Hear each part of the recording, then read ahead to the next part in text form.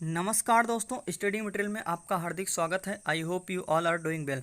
आज हम डिस्कस करेंगे कि बैंकिंग एग्ज़ाम में आने वाले रीजनिंग के प्रश्न को किस तरीके से हम जल्दी और सटीक सॉल्व करेंगे। यहाँ पर हम डिस्कस करेंगे कि बैंकिंग एग्ज़ाम में रीजनिंग कहाँ से पूछी जाती है, कौन कौन सा चैप्टर हमें पढ़ना है, कौन कौन सा चैप्टर नहीं पढ़ना है, किस चैप्टर से सबसे ज़्यादा प्रश्न पूछे जाते हैं, किस चैप्टर से कम क्वेश्चन या प्रश्न पूछे जाते हैं। तो इन्हीं सब चीज़ों को हम डिस्कस करेंगे। और बैंकिंग एग्ज़ाम में चाहे वो इंश्योरेंस का हो या एसबीआई या आरआरबी अभी हाल ही में आईबीपीएस आरआरबी का नोटिफिकेशन आ गया है 2020 का, और एसबीआई 2020 का नोटिफिकेशन जल्द ही आने वाला है। तो अब आपको अपनी प्रिपरेशन वो जारी रखना है। यहाँ पर हम डिस्कस करेंगे कि रीजनिंग के क्वेश्चन एग्जैक्ट कहाँ से पूछे जाते हैं, कौन कौन सा टेस्ट हमें लगाना चाहिए स्पीड टेस्ट के तौर पे, वो सारी चीज़ें आज हम डिस्कस करेंगे। और रीजनिंग सब्जेक्ट ऐसा है जो हमें सबसे ज़्यादा मार्क्स गेन करवाता है एग्ज़ामिनेशन में। आप इसी के बल से, रीजनिंग सब्जेक्ट के बल से आप अपने आप को बूस्ट कर सकते हो और एग्ज़ाम में यानी कि किसी भी पेपर में आप सिलेक्ट हो सकते हो। अगर वो 35 का क्वेश्चन का पेपर है या 40 नंबर क्वेश्चन का पेपर है, तो आप इजीली 40 में से 40 या 35 में से 35 या 30 में से 30 ला सकते हो। बस थोड़ा सा आपको क्या करना होगा, यहाँ पर मेहनत करनी होगी बस थोड़ा सा, और वो भी ट्रिकी अप्रोच के साथ।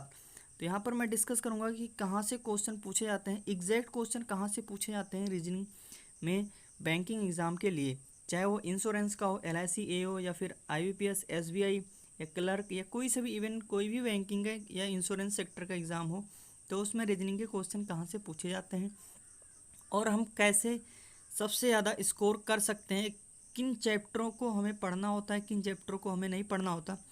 क्योंकि बहुत सारे चैप्टर हैं, आप सारे चैप्टर को अगर पढ़ोगे तो बहुत टाइम लगेगा और आप सिलेक्शन नहीं ले पाओगे। हाँ, ये बात सच है। तो आपको स्मार्ट अप्रोच के साथ पढ़ना होता है। भाई, पढ़ते तो सभी लोग हैं। क्या अगर 500 वैकेंसी निकली है तो क्या 500 में अगर कितने फॉर्म डालते हैं, लगभग लाखों में डालते हैं, तो क्या लाखों लोग सेलेक्ट हो जाते हैं? नहीं।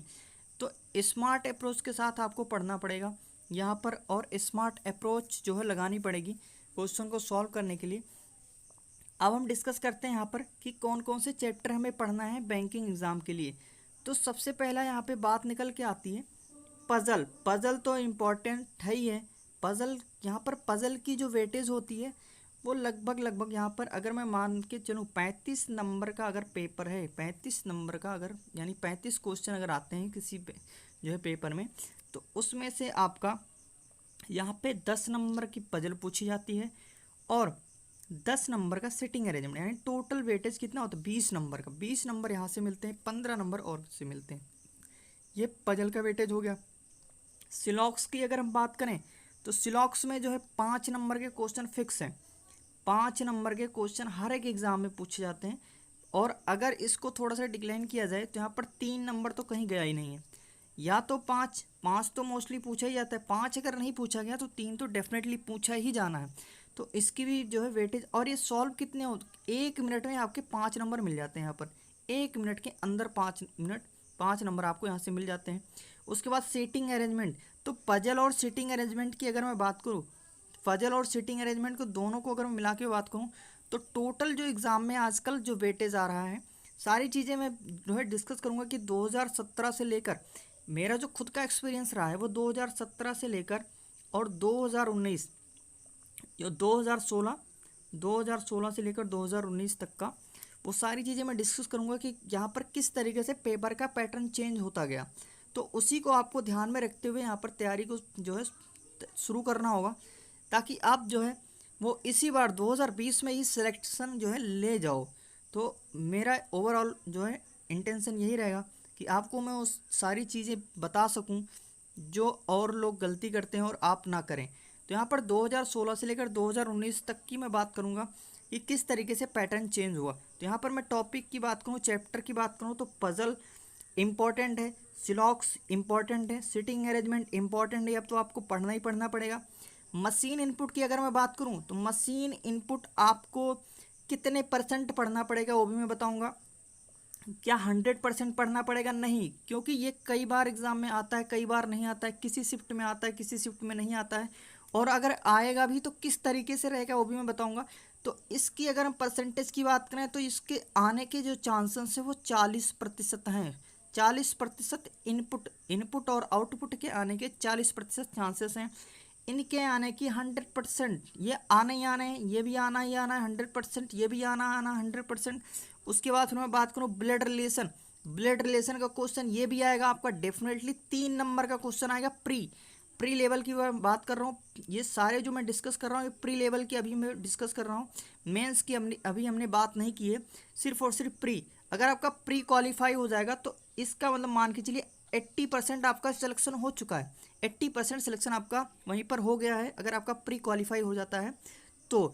अब अगर हम ब्लड रिलेशन की बात करें तो 3 नंबर का क्वेश्चन यहाँ पर, चाहे इंश्योरेंस हो, चाहे बैंकिंग हो, क्लर्क हो, पीओ, हर एक एग्जाम में 3 नंबर का क्वेश्चन ब्लड रिलेशन से आना ही आना है और बेहद आसान होता है।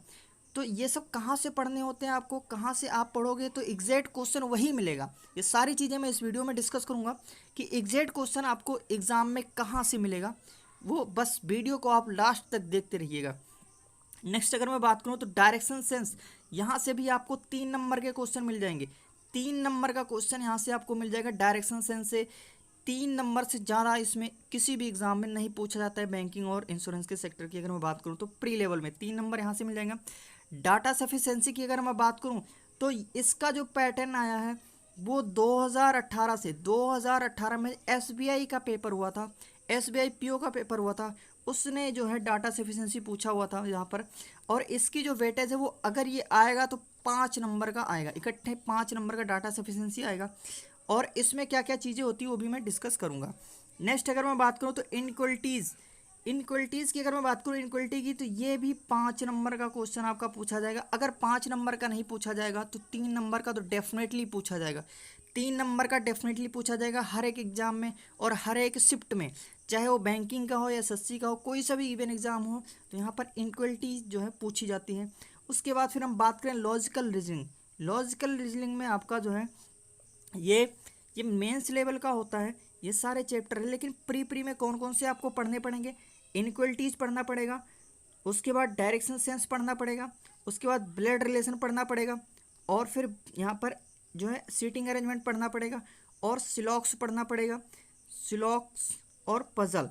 इन्हीं जो है चैप्टर को कौन से हो गए? पजल 1, सिलॉक्स 2, 3, यहाँ पे 4, 5 चैप्टर ये हो गए। उसके बाद 6 यानी कि 6 चैप्टर आपको यहाँ पर कंप्लीट करने होंगे। टोटल यहाँ पर 6 चैप्टर आपको कंप्लीट करना होगा यहाँ पर 6। अगर इन्हीं 6 चैप्टरों को आप पढ़ लेते हो तो कोई भी माई का लाल आपको सिलेक्शन लेने से नहीं रोक सकता है, ये आप बात ध्यान रखिएगा। यहाँ पर अगर 6 चैप्टर आप मजबूत कर लेते हो रीजनिंग को तो 35 में से मैं गारंटी के साथ कह रहा हूँ कि अगर आपने कहीं भी गलती नहीं की तो 35 में से आपके 35 तो नहीं मैं कह सकता हूँ क्योंकि भाई 100% एक्यूरेसी नहीं हो सकती, एग्जाम का प्रेशर होता है। 35 में से 32 या 33 नंबर आपको लाने से कोई नहीं रोक सकता है, ये मैं चैलेंज से कह सकता हूँ। आप इन 6 चैप्टरों को बहुत ही अच्छे तरीके से तैयार कर लो। अब बात आती है कि इन 6 चैप्टरों को हम तैयार कहाँ से करेंगे। और फिर अभी आपने कहा था कि यहाँ क्वेश्चन जो है बैंकिंग में एग्जैक्ट रीजनिंग का कहाँ से पूछा जाता है, तो मैं वो सारी चीज़ें डिस्कस करूँगा। तो यहाँ पर अगर मैं बात करूँ तो पजल और सीटिंग अरेंजमेंट आप कहाँ से पढ़ेंगे, ये सारी चीज़ें कहाँ से पढ़ोगे कि आपका इम्प्रूवमेंट हो जाए। तो एक आती है जो है बुक, बीएससी पब्लिकेशन की बुक आती है, एक बीएससी पब्लिकेशन की मैगजीन आती है, बीएससी पब्लिकेशन की मैगजीन आती है, मंथली आती है, उसको आप परचेज़ कर लीजिए, 40 रुपीज़ की मिलती है वो। उसको आप लगाइए एग्जैक्ट क्वेश्चन वहाँ से आपको मिलेगा एग्ज़ाम में देखने को। ये मेरा खुद का एक्सपीरियंस है, मैंने जो है बैंकिंग के काफ़ी सारे एग्ज़ाम दिए हुए हैं और उसमें जो है मेरा हर बार प्री और कई बार प्री भी निकला हुआ, हर बार प्री निकला हुआ है, मेंस भी निकला हुआ है। तो इस तरीके से मैं अपने एक्सपीरियंस के बिहाफ पे आप सभी को बता रहा हूँ कि बीएससी जो मैगज़ीन है वो आती है, मंथली आती है, इंग्लिश में आती है ये। और आप चीज़ों को क्या करो, इंग्लिश में करो, अगर हिंदी में करना है तो हिंदी में। उसके बाद फिर आपको क्या करना है, डेली का डेली आपको पजल और सिटिंग अरेंजमेंट इंप्रूवमेंट करना होगा। पजल और सिटिंग अरेंजमेंट ये इंप्रूव करना होगा। तो ये कैसे हम करेंगे, तो ये मैं इसकी एक जो है वीडियो सीरीज शुरू करने वाला हूँ पजल और सीटिंग अरेंजमेंट का। मैं सारे जो है लेक्चर लूँगा इस पर। तो ये आपको कहाँ से पढ़ना होगा, ये उससे आपका प्रैक्टिस हो जाए। लगभग आपका मिनिमम आप जो है एक टारगेट बना के चलिए कि 5 सेट आपके पजल के लगाने होंगे और 5 सेट आपके सीटिंग अरेंजमेंट के लगाने होंगे। अब ये कहाँ से मिलेगा, तो पजल और सीटिंग अरेंजमेंट अगर आपको चाहिए तो आपको क्या करना होगा, एक आप जो है ऐप आता है उसको डाउनलोड कर लीजिए, या इवन सब लोगों ने डाउनलोड कर रखा होगा। एक आता है अड्डा 247, अड्डा 247 का ऐप आता है, उसको आप डाउनलोड कर लीजिए। और डाउनलोड करेंगे तो वहाँ से डेली क्विज आती है, उससे आप सॉल्व कर सकते हैं। उसके बाद एक फिर आता है ग्रेडअप का आप जो है वो ऐप आता है, उसको डाउनलोड कर लीजिए और वहाँ से आपको क्या होगा कि क्विज आती है, उसको आप सॉल्व करिए। तो ये डेली का रूटीन आप बना लीजिए कि आपको करना ही करना है लगभग 5। तो इसी तरीके से आप जो है शुरू करिए। पजल और सीटिंग अरेंज ज़्यादा से ज़्यादा सॉल्व कीजिए, क्योंकि 20 से 25 नंबर आपका यहीं से आएगा। 20 से 25 नंबर का क्वेश्चन आपका प्री लेवल में यहीं से देखने को मिलेगा पजल और सीटिंग अरेंजमेंट का। तो ये आप वहाँ से कर सकते हैं, या फिर मैं साइट बता दूँ आपको। तो यहाँ पर अगर मैं बात करूँ अफेयर्स क्लाउड की एक साइट आती है, अफेयर्स क्लाउड के नाम से एक साइट है। वहाँ पे आप जाकर जो है वो साइट को आप ओपन करेंगे तो वहाँ पर बहुत सारे जो है क्वेश्चन मिल जाएंगे। उसके बाद फिर आप क्या करिए, प्रीवियस ईयर पेपर लगाइए। अगर आपको जो है सिलेक्ट होना है बैंकिंग एग्जाम में तो प्रीवियस ईयर पेपर लगाइए। प्लस जो है आप डेली एक टेस्ट दीजिए ऑनलाइन टेस्ट दीजिए। अब कौन सा ऑनलाइन टेस्ट आपको लगाना है तो वो सारी चीज़ें मैं आपको बताऊंगा। तो या तो आप ऑनलाइन टेस्ट, जैसे कौन कौन से बेस्ट ऑनलाइन टेस्ट होते हैं वो आप जो है देख सकते हैं। यहाँ पर मैं बता दूं, एक तो होता है नंबर 1 की। अगर मैं बात करूँ नंबर 1 अगर टेस्ट आपको लगाना है तो हॉलीवुड का लगाइए, हॉलीवुड का नंबर 1 का टेस्ट हुआ। उसके बाद दूसरे की अगर मैं बात करूँ तो यहाँ पर आपका अड्डा 247 हो गया, वो उसका टेस्ट खरीद लीजिए। उसके बाद यहाँ पर मैं बात करूँ ग्रेडअप का टेस्ट खरीद लीजिए। तो ये कुछ सिलेक्टेड जो है यहाँ पर आपके जो टेस्ट हैं उसको आप खरीद लीजिए और यहाँ पर सॉल्व करिए। तो एक टेस्ट आप लगाइए, इवन आपका कोई भी पसंदीदा टेस्ट हो आप उसको परचेज कीजिए और लगाइए। तो यहाँ पर आपको क्या होगा, डेफिनेटली जो है फ़ायदा मिलेगा। एक टेस्ट आप डेली लगाइए। अगर मैं बात करूँ यहाँ पर पजल और सीटिंग अरेंजमेंट की वेटेज कब से बढ़ी, तो 2017 की अगर मैं बात करूँ तो 2017 से लेकर 2019 यहाँ पर पहले जो पजल और सीटिंग अरेंजमेंट पूछी जाती थी, एक पजल आती थी और 2 सीटिंग अरेंजमेंट, 15 नंबर का क्वेश्चन यहाँ पर पूछा जाता था। लेकिन 2019 से अगर मैं बात करूँ तो 2019 का आपका यहाँ पर पूछा गया था लगभग 25 नंबर यहाँ पर पूछा गया था। 25 नंबर के क्वेश्चन यहाँ पे पूछे गए थे पजल और सेटिंग अरेंजमेंट दोनों को मिलाकर। तो आप देख लीजिए किस तरीके से पैटर्न यहाँ पर चेंज हो रहा है पजल और सेटिंग अरेंजमेंट का। तो अगेन मैं यही कहूँगा कि आप पजल और सेटिंग अरेंजमेंट पर ज़्यादा फोकस कीजिए और पहले बेसिक सॉल्व करिए। बेसिक वो सारी चीज़ें मैं लेके आऊँगा कि बेसिक से कैसे स्मार्ट अप्रोच से हम पजल और सेटिंग अरेंजमेंट को सॉल्व करेंगे। उसके बाद फिर सिलॉक्स पढ़िए, सिलॉक्स के बाद फिर इनक्वलिटीज और ब्लड रिलेशन, इन सबको पढ़िए। तो यहाँ पर अगर आपने 25 में से, अगर मैं कह रहा हूँ कि अगर 15 नंबर भी आप यहाँ पे सॉल्व करते हो, 3 अगर आपने सॉल्व कर लिया, उसके बाद सिलॉक्स और इनक्वलिटीज कर ली या ब्लड रिलेशन डायरेक्शन कर लिया, तो आपके यहाँ पर 30 नंबर तो कहीं गए नहीं, 25 से 30 नंबर के बीच में आपके आ ही जाएंगे। तो आप डेफिनेटली जो है सिलेक्ट हो जाओगे, ये मेरी जो है गारंटी। आप इतना करिए। उसके बाद फिर आपको क्या करना है कि प्रीवियस ईयर पेपर तो लगाना है, प्लस डेली का एक मॉक टेस्ट देना है आपको। और फिर इस तरीके से आपका जो है इम्प्रूवमेंट हो जाएगा। आपको सिर्फ 6 चैप्टर आपको पढ़ने हैं, उसके अलावा और कुछ भी पढ़ना ही नहीं है। 6 चैप्टर के अलावा आपको बैंकिंग और इंश्योरेंस एग्जाम के लिए पढ़ना ही नहीं है, उससे बाहर आपका कुछ भी नहीं आएगा। ये आप देख लीजिएगा यहाँ पर। और आगे मैं बताऊँगा आपको कि पहले इस तरीके से करिए, फिर नेक्स्ट वीडियो में आपको बताऊंगा कि एग्जैक्ट में 2020 का जो पैटर्न क्या रहने वाला है। तो आई होप कि आपको वीडियो पसंद आया होगा।